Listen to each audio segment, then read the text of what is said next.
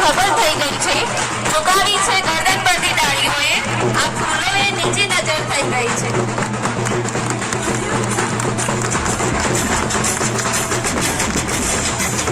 आप आए तो लगा जिंदगी अपनी तो निहाल हुई, आप आए तो लगा जिंदगी अपनी तो निहाल हुई, मन जैसे कश्मीर हुआ और आपकी नैनीताल हो गई।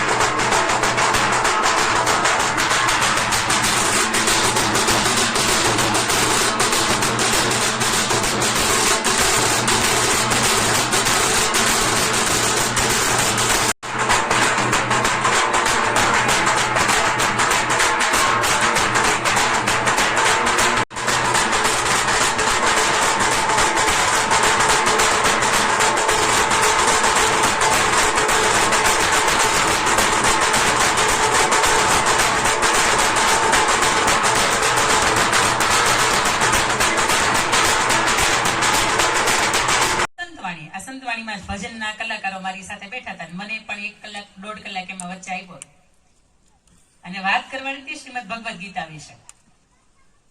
મારો વારો એવું કીધું હતું, બેન તમને અમે 12:30 1 વાગે ફ્રી કરી દેશું, એટલે શું કે ભાઈ બધાને ઊંઘ આવે ને ત્યાં અમે તમે ફ્રી થઈ જાવ એમ, પણ વારો આવ્યો 1:30 વાગે। કેટલા વાગે? 1:30 વાગે। અને 1:30 વાગે શ્રીમદ ભગવદ ગીતા ઉપર વાત કરવાની થાય એટલે તમારા ગર્ભની અંદર બાળક છે એ તમને ખબર હોય છતાંય શ્રીમદ ભગવદ ગીતાનું એક પાનું ખોલો પૂરું ન થાય ત્યાં તમને ઊંઘ આવી જાય। ઈ રાત્રે 1:30 વાગે મારે ભજન કલાકારોની વચ્ચે જે વાત કરવાની હતી બહુ અઘરી હતી, પણ એમાંથી એકેને ઊંઘવા નહોતા દીધા ને એ મારી સફળતા હતી। બીજી વાત અહીંયા મારે એ કરવી છે, જો અત્યારે ઊંઘવાનો સમય છે, લોકો કરોડોના મહેલમાં રહેતા હોય, 2-5 લાખનો પલંગ હોય, 2-5 હજારનું ઓઢવાનું હોય, અને એ ઓઢીને હોય ને તોય ઘણી ઊંઘ નથી આવતી, તોય 2-5 ટીકડીઓ લેવી પડે તઈ ઊંઘ આવે છે। તો તમે મારા 2-5 શબ્દો સાંભળો અને જાહેરમાં ઊંઘી જાઓ તો મને ગમશે। એવું નહીં માનતા કે બેન ઊંઘી ગયા હતી કેમ ભેગું નહીં થાય એમ, પણ મને પહેલા બેઠા છે ત્યાંથી લઈને છેલ્લા સુધીમાં જેટલા ઊંઘતા હશે ને મને ખબર છે। અહીંથી આ મંચ ઉપર ઉભા રહી એટલે બધું દેખાય, કોણ શું કરે છે કોણ નહીં। તમારા હાથમાં તમે મોબાઈલ લ્યો ને તો અહીંથી ખબર પડે કોકે આ બાજુ વાળાનું ધ્યાન નથી ત્યાં લીધો, એટલે બ્લુ હાડી વાળા ઊંઘી ગયા હોય તોય ભલે, ઓલી બાજુ કેસરી વાળા ઊંઘી ગયા હોય તોય ભલે। તમે ઊંઘશો ને અહીંથી ઝડપાઈ જાઓ ને તમારા સાડીના નામ સાથે હું કહીશ કે બેન ઊંઘી ગયા છે, જાગો જાગો, કારણ કે તમને જાગૃત થાવ એટલા માટે આ મહિલા સંમેલન છે। બીજી વાત, મહિલા સંમેલન છે એનું કારણ શું છે? હજી તો આપણે અહીંયા ગામડામાં છીએ, શહેરોમાં બેનને ખબર હશે, સાક્ષી હશે, મહિલા સંમેલન કઈ પણ થાય ને એટલે બધા મહિલાઓ શું કરે, ભેગા થાય, વૃક્ષારોપણ કરી આવે, કોઈ જગ્યાએ રિબિન કટ કરી આવે, 2-5 ફોટા પાડે, અને પછી ફેસબુક ની ને ઇન્સ્ટાગ્રામ ની ને વોટ્સઅપ ના બધા સ્ટેટસમાં મૂકે ને એવું લખે કે ભાઈ આજે આ કાર્યક્રમ હતો ને અમે હાજરી આપી. તમે હું ભાઈ મોદી સાહેબ છો કે તમારી હાજરીની નોંધ દુનિયા આખી લે? તમારા હાજરી આપવાથી કઈ નહીં થાય. મહિલા સંમેલનનો અર્થ એવો છે કે તમારી બાજુવાળાના ઘરની અંદર કોઈ પ્રશ્ન ચાલતો હોય અને તમારું થોડુંક એ લોકો માન રાખતા હોય ને તો ત્યાં જઈને એના પ્રશ્નને સોલ્વ કરવો જોઈએ. બાજુવાળાની દીકરી છે ને એને કદાચ કોઈની યારે અફેર છે એવી તમને ખબર પડે અને એની માને ન ખબર હોય તો તમારે એ પ્રશ્ન સુલટાવવો જોઈએ. આને મહિલા સંમેલન કહેવાય. અને આ કરશો ને તો કદાચ દુનિયા કાલ સવારમાં એવું કહેશે કે મહિલા મહિલાની દુશ્મન નથી. બાકી કેટલાય વર્ષોથી હાયલું આવ્યું હતું અને હજી આ હાયલું જ જાય કે મહિલા છે ને મહિલાની દુશ્મન છે. પણ નહીં, નથી. તમે જોજો, તમારા સારા પ્રસંગ હોય ને તમારી ઘરે અથવા તો તમે તૈયાર થયા હોય તો તમારા જીવનમાં ખુશીની પળ હોય ને, તમે આજ સુધીમાં ભાઈઓને મારે કેવું છે કે તમારી ખુશીની પળ હોય ને ત્યારે બધાય સાથ પુરાવે. અમારા બહેનોના જીવનની અંદર એની ખુશીની પળ આવે ને ત્યારે મોઢું બગડે. હશે ભાઈ, એના જીવનમાં જે છે એને જ હારી હાડી પહેરી છે, એના જ ઘરે લગ્ન. અમારે ભાઈ હડતા હમણાં 15 દી પહેલા અમારે લગ્ન હતા, અમે કઈ હાડીઓ હારી ન લીધી એક હરખી. અમારી એક જગ્યાએ કાર્યક્રમ હતો તો મેં એમ કીધું કે એક હરખી હાડી તમે લ્યો એનું કારણ શું? તો એક બેનું કે ખબર કે અમારી ફહકાઈ ગઈ હોય ને કોક ની બદલવા થાય ને એટલા માટે. બોલો, હવે આવી વિચાર શ્રેણી હોય તો તમે જોજો, તમારી ફહકાઈ ગઈ હોય તો કોઈ બદલતા નહીં. એક બેન કે મારી 10 વર્ષથી હાડી જ ન ફાટે, પણ પછી ખબર પડી કે દર વખતે બપોર પછી ઓલા હુઈ જાય ને હુકવતા ભૂલી ગયા હોય અથવા તો હુકવીને લેતા ભૂલી ગયા હોય એની બદલવાનો ધંધો કરે. છેલ્લે ઓલી સિલાઈ કરવા ગઈ હોય ને એ ના પડતી કે ફોલ્ટીજ મેં નથી કર્યું બેન, હું આ રીતની કરતી જ નથી ફોલ્ટીજ. ત્યારે ઓલા બેન ને સમજાય કે હા બરોબર છે, આપણે કોકની બદલી આવ્યા હતા ને ઈ હતી.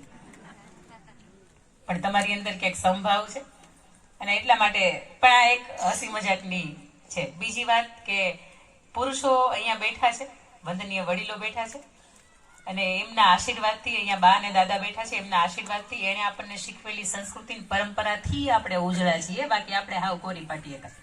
આપણે પરણીને આવ્યા ત્યારે આપણને કાંઈ ખબર પડતી નહોતી કેવી રીતના કેવા પ્રસંગો ઉકેલાય. તમારે પરણીને આવ્યા હોય બરોબર ભાઈના બેનના બેના લગ્ન હોય બીજે દી જાન આવવાની હોય, તમારા માથે કોઈ જવાબદારી જ ન હોય. એ તો તમે કુટુંબમાં કોકની જવાબદારીમાં થોડાક નિભાવ ત્યારે ખબર પડે કે તો ઘરના લગ્નમાં પ્રસંગ કેવો હોય તો કેટલી જવાબદારીઓ હોય. આ જવાબદારીનું વહન કરતા આપણા સાસુબાઈ આપણને શીખવાડ્યું છે.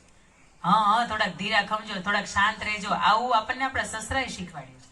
હમણાં શિલ્પાબેન માથે ઓઢીને બેઠા હતા એટલે મેં જરીક સવાલ પૂછ્યો કે બેન તમારા આ સમાજની અંદર માથે ઓઢવાની પરંપરા કરી? ઉંમર હોય એ ઓઢે ઓકે વાત અલગ છે, પણ અત્યારે નાની સંગે ઓઢે એટલે મને બહુ મજાની વાત કરી કે આખા સંપ્રદાયની અંદર જેટલા ભાઈઓ બેઠા છે ને એમાંથી એક એવા વડીલ બેઠા છે કે એનું અમે આજ સુધી માથે ઓઢીએ છીએ. એ સામે બેઠા છે, ભલે અમે મંચ ઉપર એને કરતા ઊંચા સ્થાન ઉપર બેઠા છીએ, પણ એ સામે બેઠા છે એટલે મર્યાદા અમારથી ચૂકાય નહીં. મહિલા સંમેલન એટલા માટે છે તમને તમારી જાતની ઓળખ થાય કે મારી અંદર તાકાત ભલે ગમે એટલી હોય, મારા અંદર તાકાત ભલે એક બાળકને જન્મ આપવાની હોય, પણ એ તાકાતને મારે વાપરવાની કઈ જગ્યાએ. બીજી વાત કે જયારે મહિલાઓ બેઠા છે ત્યારે મારે એક મજાની વાત તો એ કરવી છે કે પુરુષોના કોઈ પણ સંમેલન હોય, પુરુષોના કોઈ પણ કાર્યક્રમો હોય એમાં પુરુષો બેઠા હોય ને તો એના 4 કલરની અંદર જિંદગી નીકળી જાય. તમે જોવો આ બાજુ એક વખત હવે નજર નાખો તો એક સફેદ દેખાશે, એક કાળો દેખાશે, એક ગ્રે કલર દેખાશે અને એક બ્લુ કલર કદાચ દેખાશે. આ 4 કલરની અંદર આખી જિંદગી નીકળી જાય. હું હવે બેસણામાં તમે હાડી પહેરી શકો ને, બેસણામાં એના જે લગ્નની અંદર સીવડાવેલો અંદર વ્હાઈટ કલરનો શર્ટ હોય ને એમાંથી બ્લેક કલરનો કોટ હોય તો ઈ કોટ કાઢી નાખે એટલે ઈ વ્હાઈટ કલરનો શર્ટ એને બેસણામાં ચાલે, પાછો કોટ ઉપર ચડાઈ દે એટલે ઈ લગ્નમાં ચાલે, પાછો આપણે ઈ ન ચાલે. એને ઈ 4 કલરની અંદર આખી જિંદગી નીકળી જાય ને આપણે અહીં પહેલેથી લઈને છેલ્લે સુધી કલરે કલર કેવો કલર હવાર સુધી રમ્યા તો એ પૂરું ન થાય. અને પાછું બીજું તમે સમજો એના જીવનની અંદર એક જભો આવે, એક શર્ટ પેન્ટ આવે ને એક શેરવાની આવે, બધી ધોતી કુર્તો આવે, પૌણિયા હોય, હમણાં નવા કઈક ફેશન નીકળી હોય તો. આ 4 સિવાય એનામાં કઈ આવે નહીં, એનામાં કોઈ ફેશન જ ન આવે. આપણે પ્લાઝો પેન્ટ આવે, ચૂડીદાર આવે, લેગીઝ આવે, ધોતી કુર્તો આવે, 3 પીસ પેર આવે, 2 પીસ પેર આવે, સાડી આવે, એમાં વેસ્ટર્ન સાડી આવે, જીન્સ ટોપ આવે. એકે પહેરવેશ એવો નહીં કે આપણા ન આવે. બીજી વાત કે એને જે 5 જોડી રાખ્યા હોય ને એ 5 જોડીમાં બધા જ પ્રસંગ પતાવવાના હોય. ઘણા તો આજ મહિલા સંમેલન હતું ને એટલા માટે નવી હાડી લઈ આવ્યા છે. આપણે ઘરમાં પહેરવાને અલગ, કામ કરીએ ત્યારે પહેરવાને અલગ, ગામમાં જાય ત્યારે પહેરવાને અલગ, અહીં થોડુંક આગળ વાળી મોડાસા પાસે કંઈક ખરીદી કરવા જાય ત્યાં જાય તો એના પહેરવાને અલગ, કોકની હગાઈમાં જાય તો એ અલગ. હગાઈની અંદર આમ કાઢજો, જમણવાર ક્યાં છે? આ તો નાનું એવું જમણવાર છે કે 200 રૂપિયાની ઓલી હાડી લીધી હતી પહેરો વાંધો નથી. હા આ તો બહુ મોટું જમણવાર છે કે અહીંયા કે 200 રૂપિયા થાય ને, અહીંયા મોટી હાડી ભલે આપણે મોંઘી લઈ હોય કે બાંધણી ઈ પહેરો. બધી જગ્યાનો અલગ અલગ પણ ગમતી વાત છે કે તમે શણગાર સજો છો ને એનાથી તમારા પરિવારને એક તમે હસમુખો રાખો છો. તમે એક જ કલરનો હાડી પહેરતા હોય, એક જ કલર પહેરતા હોય, તેમાંથી એટલી બધી મજા ન આવે. પણ આ કલર છે ને જોવાની બહુ મજા આવે. પણ કલર પહેર્યા પછી મેં તમને કહ્યું એમ કે તમે ફોટો પાડો, એને સોશિયલ મીડિયામાં મૂકો અને પછી તમે બીજા દિવસે પાછું ચેક કરો કેટલી લાઈક આવી, કેટલી કમેન્ટ આવી, કેટલા લોકોએ શેર કર્યું. એટલા માટે હા ભાઈ, એટલા માટે. બાકી તમે તૈયાર થતા જ નથી. બાકી તૈયાર થવાનું કોઈ રીઝન જ નથી. અમે તમે ઓલી નાઇટ ડ્રેસ ને નાઇટી નાખો, અમે આખો દી અમારામાં નીકળી જાય. અમને બીજા કપડા બદલાવાનું મન ન થાય. સવારનો પહેરો પછી હાંજની નાઇટ પાછો ઈને થઈ જાય. પણ એક તૈયાર થયા પછી સ્ત્રી હંમેશા એવું વિચારતી હોય કે હું સુંદર લાગુ છું. તમે એવું માનો છો કે મેકઅપ વાળા જે બહેનો હોય અહીંયા બેઠા હોય તો ભાઈ માફ કરજો કે તમારા પ્રોફેશનની વિરુદ્ધમાં નથી જાઉં, પણ તમને એવું લાગે છે મેકઅપ કરેલી સ્ત્રી સુંદર લાગતી હોય એવું? શું નહીં? હા પાડો. હા ભાઈ, તમને ખબર જ છે લગ્ન પ્રસંગ બેન તમારા ઘરે ગયો, કોઈ બેન આવ્યા હતા મેકઅપ કર્યા વગર ના આવ્યા હોય એવું? નહીં ને, બધા આવ્યા હતા મેકઅપ. તો આ બધાને કયો એ તો જાહેરમાં બોલવાનું થાય ને એટલે આપણે એવું બતાવે કે અમારું કઈ હાલતું જ નથી એમ. એ તો એના ખીચા ખાલી થયા હોય ને એને ખબર હોય. આપણે કેમ ભરપાઈ કરવા છે? ઓલાનું બિલ તો કે આટલા આપજો, ઓલાનું બિલ તો કે આટલા આપજો. પણ મારે એ કેવું છે કે મેકઅપ કરેલી સ્ત્રી દુનિયામાં ક્યારેય કોઈ મંચ ઉપર સુંદર લાગતી જ નથી. એ તમને 12 કલાકનો ઢોળ જડાવે છે. 12 કલાક પૂરી થઈ જાય ને બેન, હમણાં દુલ્હન બેન જ પૂછો એને, આ બધું કાઢે ને પછી એમ થાય કે હા હવે મૂળ સ્વરૂપમાં આપણે આવી ગયા. અને એમાં બધું રેલાઈ ગયું હોય ને બેન, વિદાય વખતે આપણા ખુદના ઘરના હોય ને એ ભૂલી જાય કે આ મારું જ પાત્ર છે કે નહીં. અને એમાં તમે કોકના લગ્નમાં ગયા હોય બીજા દી ચા આવે. એટલે મારે એક છેલ્લી શિખામણ એને આપીને જવું છે. કદાચ બની શકે કે હું જીવું છું ત્યાં સુધી મારે લગ્ન નહીં કરાવી શકું, પણ આ ઉભરતી યુવાનીની અંદર ક્યાંક એનો પગ લપસી ન જાય એટલા માટે એની મારી એક શિખામણ એવી છે કે ઈશ્વર મને જો 2 કલાક પછી લેવા આવતા હોય તો 1 કલાકની અંદર હું આ શિખામણ એને આપી દઉં. એના પપ્પા એને બહુ મજાની વાત કરે છે કે બેટા આપણા ઘરની અભરાઈ છે ને, અભરાઈ તમારી ભાષામાં જ મારે વાત કરવી છે એટલે તમને એવું લાગે કે અંકિતા બેન આપણા પોતાના જ છે. એ અભરાઈ છે ને એના ખૂણા ઉપર એક પથ્થર પડ્યો છે લાલ કલરનો, તું એને લેતી આવ. એ પથ્થર લઈ આવે. એ 500-700 ગ્રામની કિંમતનો પથ્થર હશે. અને દીકરીના પિતાજી દીકરીને એવું કે બેટા આ પથ્થર લઈને તારે શાકભાજી વાળા જે ગામની બહાર બેઠા હોય ને તારે એને પૂછવાનું છે કે આ પથ્થર હું તમને આપું તો તમે મને કેટલા પૈસા આપો, તારે વેચવાનો નથી. એટલે દીકરીને હસવું આવતું હતું. દીકરીને એમ તું શાકભાજી વાળાને કે પથ્થરની જરૂર પડે, કઈ વાંધો નહીં, પપ્પાએ કહ્યું છે ને હું જાઉં. એ દીકરી ગઈ અને બરાબર એક નવો શાકભાજી વાળો આવ્યો હતો અને એને ઓલા કિલોના 500 ગ્રામના માપ ન હોય એટલે તમને ખબર હશે કે એવડી સાઈઝના કે એવડા ગ્રામના પથ્થરો છે ને એ રાખે કે ભાઈ 500 ગ્રામ એને લેવાનો વેચ નથી અથવા તો એની પાસે નથી, 500 ગ્રામનો એક પથ્થર રાખે. એટલે આ 500 ગ્રામનો બરાબર એક્ઝેક્ટ 510 ગ્રામનો પથ્થર હતો. એટલે એને તરત એવું કીધું કે હું તને ભાઈ બેન 200 રૂપિયા આપી શકું, થોડોક દેખાવમાં સારો છે ને. ઘરે આવી અને એના પપ્પાને કહ્યું કે પપ્પા આને તો 200 રૂપિયા આવે, બોલો આ પથ્થરની કઈ કિંમત? પણ ઓલા એવું કીધું એક્ઝેક્ટ 510 ગ્રામનો છે ને એને 200 રૂપિયા કિંમત આવે. એટલે તરત એના પપ્પાએ એવું કીધું કે બેટા તારે વેચવાનું નથી પણ તારે કિંમત જાણવાની હતી. ઓકે. 2-4 દિવસ પછી દીકરીને પાછી મોકલે છે ને એને એવું કહે છે કે ઓલી જૂની પૌરાણિક વસ્તુઓ વાળાની જે દુકાન છે ને એ આપણા ગામની અંદર એક ઝવેરી આવે છે, 15-20 દિવસે એક વખત આવે. તું એક વખત એની પાસે જાય, એક વખત એને જઈને પૂછી આવ કે આ પથ્થરની કિંમત કેટલી છે. એટલે દીકરીને ત્યારે હસવું આવતું હતું કે આ તો પપ્પાએ મોકલ્યા છે એટલે જવું પડે, બાકી કઈ પથ્થરની થોડી કિંમત થતી હશે. પણ છતાં એના પપ્પાએ મોકલી. દીકરી ત્યાં ગઈ એના પપ્પાના મિત્રની દુકાન, એટલે ત્યાં જઈને એને કીધું કે ઝવેરી બાપા આ પથ્થર એક હું તમને આપું, બતાવું કે એની કિંમત કેટલી આવે, મને તમે કહી શકો, મારે એને વેચવાનું નથી, મારા પપ્પાએ ના પાડી છે. એટલે પથ્થર આમ ફેરવો અને તરત એવું કીધું કે આ પથ્થર 2000 વર્ષ જૂના અવશેષોનો પથ્થર છે અને આ લાલ કલરનો જે શેડિંગ વાળો પથ્થર છે ને અત્યારે ક્યાંય મળતો નથી. એટલે આ પથ્થર કેટલી એન્ટિક વસ્તુઓ રાખવા માટે ઘણા વાપરે. આ પથ્થરની કિંમત 2 લાખ રૂપિયા હું તને આપી શકું, આટલી કિંમત ન થાય. તારા પપ્પાને એક વખત કીધું એક વખત મને મળે, આ પથ્થર મને આપી દેતા હોય તો બહાર તો જોઈ જ છે. એટલે દીકરી ભાગતી નાચતી દોડતી ઘરે આવીને એવું કીધું કે પપ્પા ઓલો 200 રૂપિયા કીધું, 200 રૂપિયા વાળા હોય એને ન દેવાય, કારણ કે પથ્થરની કિંમત હવે તને ખબર પડી ગઈ છે અને 2 લાખની કિંમત થતી હોય તો એને અપાય. એટલે કે દીકરી એવું કહે છે કે હા બસ મારે વાત બેટા તને આજ કરવી છે. કે જ્યારે તારા શરીરની તારે સોંપણી કરવાની હોય, જ્યારે તારા જીવતરની તારે કોકને સોંપણી કરવાની હોય ને, તો આની કિંમત આ જગતના ચોકની અંદર 200 રૂપિયા કરશે ને એવું કોક તને મળશે, અને 2 લાખ રૂપિયાની કિંમત કરશે ને આવું કોક તને મળશે. એટલે તું સમજી વિચારીને તારી સોંપણી કરજે.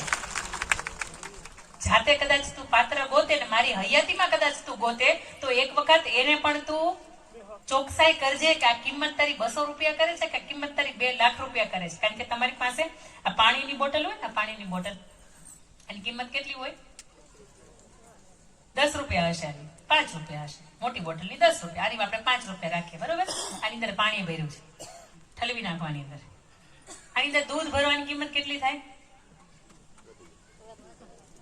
તમે તો દૂધાળા પશુ રાખો જ તમારા આંગણે, તમને ખબર પડવી જોઈએ. 200 ml છે એટલે 20 રૂપિયા, 5 માંથી 20 રૂપિયા બોટલ ઈની. આમાં મિલ્કશેક ભરો, કિંમત કેટલી થાય? 40-50 રૂપિયા થઈ ગઈ. મિલ્કશેક ને ઠલવાનામાં ઘી ભરો, 200 ગ્રામ ઘી ની કિંમત કેટલી થાય? વધી જાય ને, એના કરતા વધી જાય. દેખાવમાં તો હરખું જ છે ને, દેખાવમાં આપણે બધા હરખા છીએ, પણ આપણી અંદર શું છે ને એની ઉપરથી આ કિંમત નક્કી થાય છે. તો કોઈ તમને પાણીની બોટલની સામે કોઈ, તમે ઘીની બોટલ હોય અને તમારે સામે પાણીની બોટલ કો કહેવાય એમ કે એક્સચેન્જ કરવું કરાય? એટલે ભાઈ નો કરાય. ગુજરાતીનું ગણિતનું સીધું સાદું ઉદાહરણ છે કે તમે ઘીની કિંમત ના છો અને તમારી પાસે કોઈ પાણી લઈને આવે ને એમ કે આપણે બોટલ એક્સચેન્જ કરવી, નો કરાય. તમને ઈ ખબર પડતી હોય તો જેથી જાતને હોપવાની હોય, જેથી એને પાણી પીવા માટેનું કાંઈ નહીં, ગામ તળની અંદર કઈ પાણી નહીં, અને દીકરીને એવું થયું કે મારા ઘરને માલિપા હું જાઉં, એ આહિર સમાજની દીકરી, અને આહિરની દીકરીને એવું થયું કે એક વખત મારા પિયર જાવ અને મારો ભાઈ જો મને કંઈક થોડી ઘણી મદદ કરે તો અમારે એ ખાવાના ફાંફા પડી ગયા છે. ઘરની અંદર એમ 5-7 વ્યક્તિઓ છે પણ બધા વેચાઈ ગયા છે કે ભાઈ થોડાક સમય નીકળી જાય, 6-8 મહિના દુષ્કાળનો સમય છે નીકળી જાય. એટલે પોતે એક આંખમાં દીકરો તેડ્યો છે અને એક હાથની અંદર એક દીકરાને લઈને હાલી આવે છે. દૂરથી આમ કહેવાય કે ઊંચી મેળી પડતર વાળું ઘર, એટલે જોવે છે કે અમારો ભાઈ હિંચકે છે. એવી ઉતાવળી આવતી હોય ને એના છોકરા એમ કે બા માં આપણે 3 દીથી ખાધું નથી, તું એમ કે મામાને ઘર દહીં હશે? એટલે ઓલી એને કે હા હા તાર મામી તને ખાંડ નાખીને દે, દહીં હશે પેલા. રોટલો હશે? રોટલો એટલે કે હા તને એની માથે માખણ ચોપડીને દે, રોટલો હશે પેલા. આપણે હમણાં 2-5 દિવસ નહીં પણ આપણે અહીંયા 2-5 મહિના સુધી રોકાવાનું. તું ચિંતા ન કર, હવે આપણે મામાને ઘરે આવી ગયા. દીકરી આટલા હોશની સાથે ક્યાંય નિંદામણ કરતી હોય ને આપણે વૈયા જઈએ છીએ, તેથી ખબર નથી પડતી કે આપણી કિંમત ક્યારના સરસ મજાનું ઉદ્ઘોષક તરીકેનું કામ કરે છે, મજાનું કામ છે.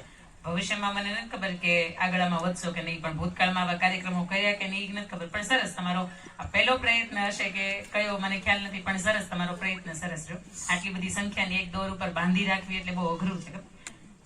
બીજી મહત્વની વાત કે તમે તમારા ઘરમાં કોઈનું સાંભળતા ન હોય અને તમે અહીંયા બપોરે 2 વાગે અંકિતાબેન મુલાણી સાંભળવા માટે આવો ને, મને એમ લાગે કે હા આપણા માળું કઈક તો છે કે આપણને કોઈ સાંભળવા 2 વાગે આવે છે.